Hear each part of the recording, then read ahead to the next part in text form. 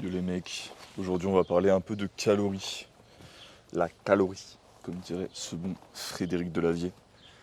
Alors, pourquoi le modèle calorifique ne marche pas? Ce sera plutôt la fin de la vidéo. On va commencer par un petit point tout simple. Pourquoi les calculateurs de calories ne marchent pas? Ça c'est évident, ils se basent sur différentes formules. Donc tu as des formules qui vont te dire que si tu fais 70 kg, 1m80 et que tu as un niveau d'activité moyen, il te faut 2200 calories. Tu en as d'autres qui vont te dire qu'il t'en faut 3000. Donc les formules, tu peux pas les croire. Ok, maintenant tu pourrais te dire, ouais, mais moi, si je teste mes calories, tu vois, que je me mets par exemple à 2400, que je me pèse pendant une semaine et que mon poids se maintient. Après, je me mets à 2600. Et là, je vois que mon poids augmente petit à petit. Ça veut bien dire que les calories fonctionnent, que j'ai un modèle qui fonctionne pour moi, que j'ai une balance qui fonctionne pour moi, sauf que c'est pas aussi simple que ça. Parce que si tu changes ton apport de différents macronutriments, par exemple que tu prends plus de lipides ou je sais pas, plus de protéines, les protéines elles ont un plus gros effet thermique, ce qui veut dire qu'elles vont produire plus de chaleur euh, par leur simple digestion en fait. Elles vont demander plus d'énergie pour être digérées. La conséquence de ça, c'est très simple, c'est que vu que tu vas plus dépenser d'énergie pour la digérer, bah, en vérité, même si elle t'apporte 4 ou 5 calories par gramme, bah, en vérité, elle va t'en apporter un peu moins. Tu vois ce que je veux dire? Ensuite, ça, c'est vraiment la phase émergée de l'iceberg, tu vois. Donc tu te dis, ouais, mais si j'ai mes calories et mes macros qui sont réguliers, je vais prendre ou je vais perdre du poids. Sauf qu'il y a un autre facteur, tes hormones. Tes hormones, elles vont être régulées par quoi? Elles vont être régulées par ton style de vie, ton niveau de stress, euh, ta santé psychologique, mais aussi les micronutriments que tu as dans ton alimentation. Du coup, ouais, si tu as tes lipides avec 1 litre d'huile de tournesol versus avec 1 kg de gras de bœuf, par exemple, bah, ça va pas te donner les mêmes résultats. Compter ses calories, est-ce que EFIT sur en macro c'est un bon modèle? Non, c'est un modèle de merde si tu veux progresser et performer long terme euh, et être en bonne santé aussi. Merde, il commence à pleuvoir.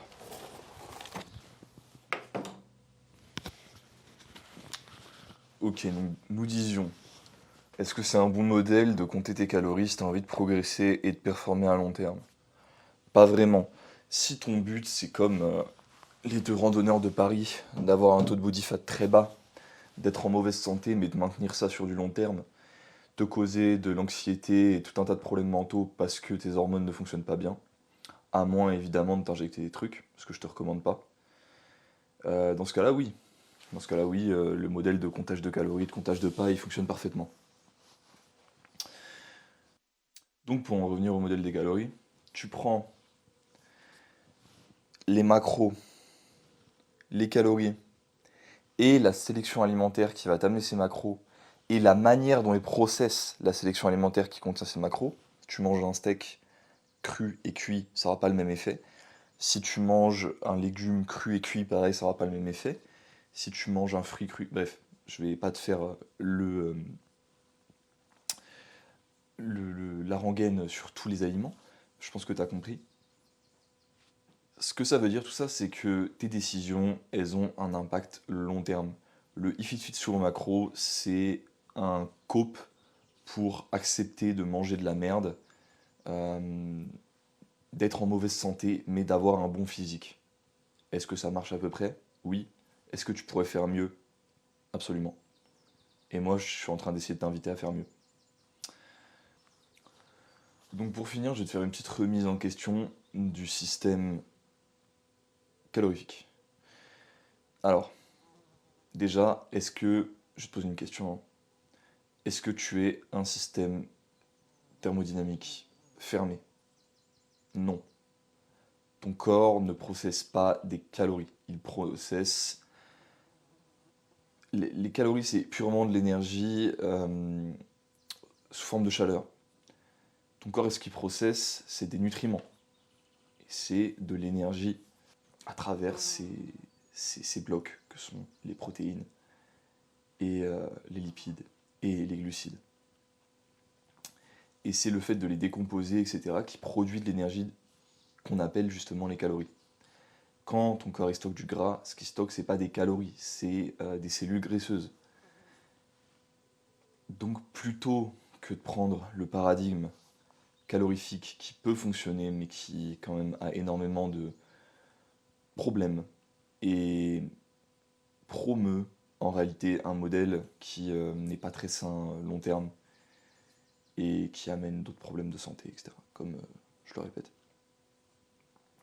Est-ce que ce serait pas plus sain de prendre un modèle où tu te bases sur des nourritures saines, non transformées, qui vont du coup te permettre de manger à ta faim, petit à petit à force de manger ces nourritures-là, vu que tu évites perturbateurs endocriniens, additifs, excès de sel, de sucre, etc. Tes hormones de la faim, que sont la leptine et la gréline, vont se réguler. La leptine et la gréline, ça va amener à quoi? Ça va amener au fait que tu vas manger ce que tu es censé manger. Tu vas être à ton body fat naturel, ton body fat nécessaire pour être au prime de ta santé. Et en étant à ce body fat qui t'amène au prime de ta santé, bah, tu seras aussi au prime de tes performances au niveau physique.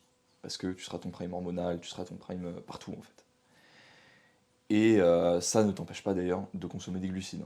J'en parle dans un article prochain de ma newsletter, mais même en mangeant sainement, c'est-à-dire en gros par un paradigme ancestral, donc un paradigme évolutif, et donc une alimentation principalement crue et basée sur des aliments animaux, avec évidemment les fruits qui restent dans l'équation, pas les légumes, pas le riz, les tubercules, donc les pommes de terre c'est ok. Il y avait une mouche sur l'objectif. Les tubercules, donc les pommes de terre par exemple, c'est ok, de temps en temps. Et voilà. T'en arrives à quoi? T'en arrives à quand même avoir des glucides, parce que t'as ton miel, t'as ton lait cru, t'as tous ces trucs-là qui t'amènent des glucides, parce que oui, les glucides sont nécessaires pour performer en tant qu'athlète. Ils sont peut-être pas nécessaires autant pour la santé, mais si t'as envie de performer et d'être en bonne santé, c'est un très bon compromis, le miel, le lait cru et quelques fruits. Donc voilà. Maintenant, j'espère que vous allez arrêter d'écouter les mots de gens qui ont une gynécomastie. En fait, le problème, je vais parler un peu rapidement du cas que vous connaissez bien. Un des deux randonneurs parisiens. Voilà, vous savez lequel, je pense. Récemment, on a vu qu'il a eu une gynécomastie. Du coup, tout le monde a dit il est dopé, ceci, cela. Moi, je ne sais pas. Est-ce qu'il est dopé ou est-ce qu'il est juste en très mauvaise santé hormonale? Le truc, c'est que dans les deux situations, ses conseils sont mauvais. Parce que s'il est dopé, ce qu'il dit ne s'applique pas à un naturel. Évidemment. En naturel, tu as besoin de plus de cellules graisseuses. euh, Excuse-moi. T'as besoin de plus de lipides alimentaires pour produire tes hormones, euh, tes neurones, tout un tas de choses dans ton corps, tu vois. Parce que tu te les injectes pas, ces cellules. Donc, t'en as besoin, tu vois, pour les fabriquer, les hormones. Donc, s'il est dopé, c'est un mauvais conseil. Et s'il est naturel, le fait d'avoir cette gynécomastie, ça signifie qu'il est en très mauvaise santé hormonale. Et s'il est en très mauvaise santé hormonale, même s'il est sec et que voilà, il fait fissure, c'est bien. Est-ce que tu as vraiment envie que ce soit ça ta vie? Est-ce que tu as envie d'être en mauvaise santé hormonale? Parce qu'une mauvaise santé hormonale, ça va impacter ta santé mentale, ça va impacter évidemment ta digestion, si elle n'a pas déjà été impactée par ce que tu bouffes, qui est à cause de ta mauvaise santé hormonale. Ça va impacter tes relations sociales, ton sommeil, toute ta vie négativement en fait. Bref, c'est à toi de faire ta décision, hein.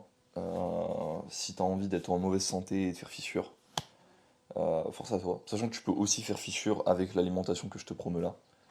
D'ailleurs, c'est vraiment pas du tout incompatible, hein. Il y en a plein qui l'ont fait. Et tu seras en meilleure santé qu'avec ça. Et puis bah voilà, gros, hein. J'espère que tu prendras le chemin qu'il faut que tu prennes. Pour plus de free value, va checker la newsletter, c'est gratuit en description. 2 mails par semaine.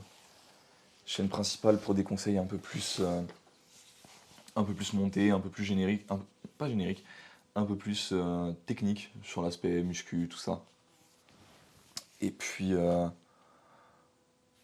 voilà, passe une bonne journée gros. Si tu veux te faire coacher, pareil, moi c'est mon taf. T'as mon lien, on se fait un petit appel, je t'explique le truc, tu m'expliques ta vie. Et ouais, à la prochaine.